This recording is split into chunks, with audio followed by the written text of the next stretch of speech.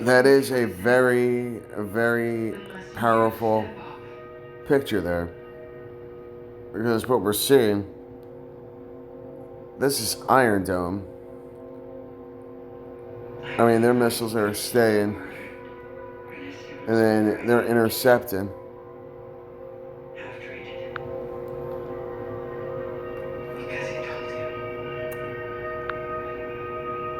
Issue. This was the famous photo, for instance, that showed a young girl running terrified down a street in Vietnam that galvanized Middle America against that war. And who can forget this photo of the dead boy on the beach several years ago that led to the throwing open of Europe's doors to millions of refugees?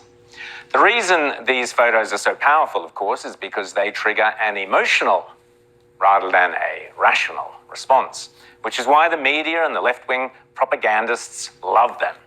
So much easier to tug at the heartstrings than to offer up fact, reason, and logic.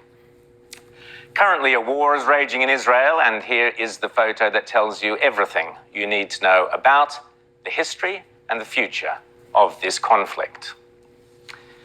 This is what is called the Iron Dome at work in the skies above Israel. On the right-hand side of the photo, you can see the deadly rockets being fired out of Gaza in an aggressive and deliberately offensive act of war, designed to kill and maim as many innocent, everyday Israeli citizens as possible.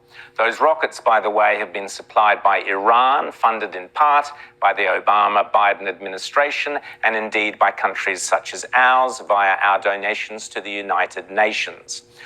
Now, on the left-hand side of the photo, looking like something out of Star Wars or Close Encounters, you can see the Iron Dome, a technological miracle that allows Israel to shoot those Iranian and Hamas rockets out of the sky in a purely defensive act designed to save citizens' lives.